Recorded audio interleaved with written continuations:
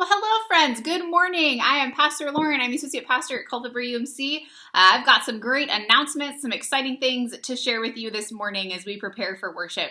So the first thing I want to remind you of is our plan for worship for the rest of the month. So we are worshiping twice each Sunday. We are worshiping at 9:29 and 11. You can worship with us in person or online. So if you'd like to come in person, we'd encourage you to come 10 or 15 minutes early if you can. We've got volunteers who are there that'll talk you through our health form. We're just making sure you don't have any symptoms of COVID. You can let us know that you're not exposed to somebody. And we're going to also require that you wear a mask from the time you leave your car to the time that you return to your car. That means you will keep your mask on the entire worship service. Everyone who's there will. By that I mean our staff and worship leaders will as well.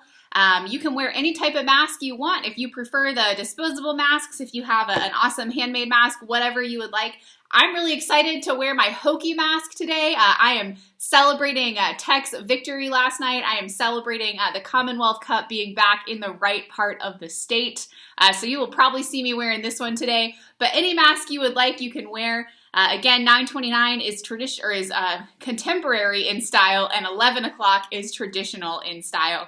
So at 9:29, Pastor John is going to preach, and I will be preaching at 11. Both services are going to have music. Both services will have a time with young disciples. There will be scripture and prayer.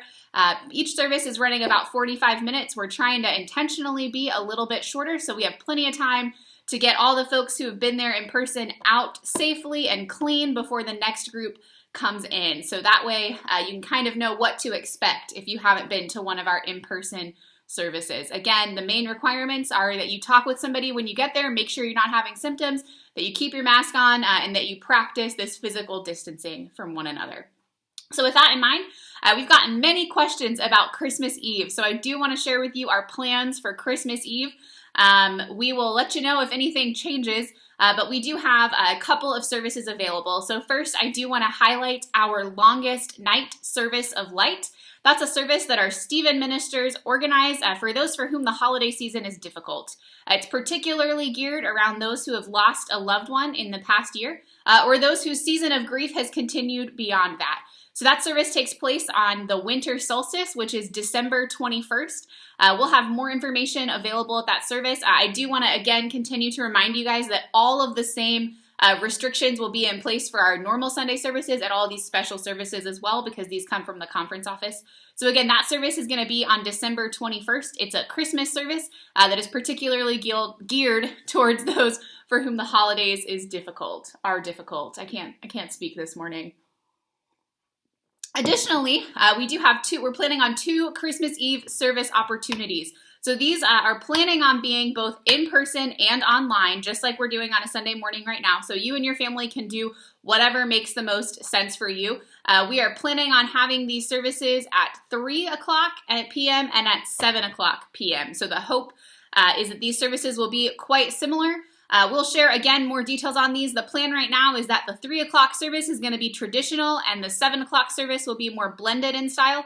And again, you can come to these services in person with the same requirements in place, with the mask, with the physical distancing, with answering our health questions, or you can worship with us online via Facebook or YouTube. I do want to let you know that one of the things that we have been thinking about is asking people to pre-register for our Christmas Eve services, specifically for those 2 that are taking place on Christmas Eve. And I know that some of you don't like that so much. Some of you struggle with what it means to sign up for church. Isn't church for everybody? Why would we sign up for church? So I just wanted to let you know the rationale behind that. And friends, I have to be honest, I have mixed feelings about that topic too. I too struggle with what does it mean to have a capacity on worship. But the biggest reason that we've thought about possibly asking folks to pre-register is just because we want to keep everybody safe. It certainly feels a little weird because church is for everybody, and I personally would love to be able to pack out our sanctuary, to be able to have tons of folks who are there, to be having no room because the place is so full. But the reality is that that's just not safe right now. It's not safe with the virus, with the pandemic, with all these things going on. So we've been playing around with the idea of possibly having people sign up in advance. Number one, so we can have a better idea of how many people are interested in coming to an in-person service for our own planning purposes. And then number two, just so we can make sure we don't get across our threshold, across that number that's too many. So again, we are not set saying that we'll definitely do that, but I did just wanted to give you guys a little bit of an explanation of why. This still might not sit well with you, but I hope that after hearing that explanation, maybe it sits a little bit better. It's certainly a weird time and it's a hard time, and we're just trying to do the best we can to strike this balance between keeping everybody safe, keeping ourselves safe as worship leaders, and also keeping all of you safe, while also honoring the holiday and the season and praising God together. Well, friends, the only last other thing that I wanted to mention to you is angel tree gifts are supposed to be turned in today. And maybe you are like me and you just wrapped your gifts yesterday. I've got mine sitting right here in a bag ready to get returned to the church. We need you to mark on your gifts the number of the angel. I believe they're also asking for the age and gender of the child. Gifts get returned to the chapel library. And if you happen to stop by the church, maybe you're planning on stopping by later today and you're wondering how you're going to get into the church, you can also just leave them in the soup can that's outside and we can take care of getting them to where they're going. I also know that Lynn had been looking for some folks to help with the delivery of the gifts on Wednesday. So if you are interested in doing that and you haven't signed up already, you can give us a call at the office and we can get you connected with her.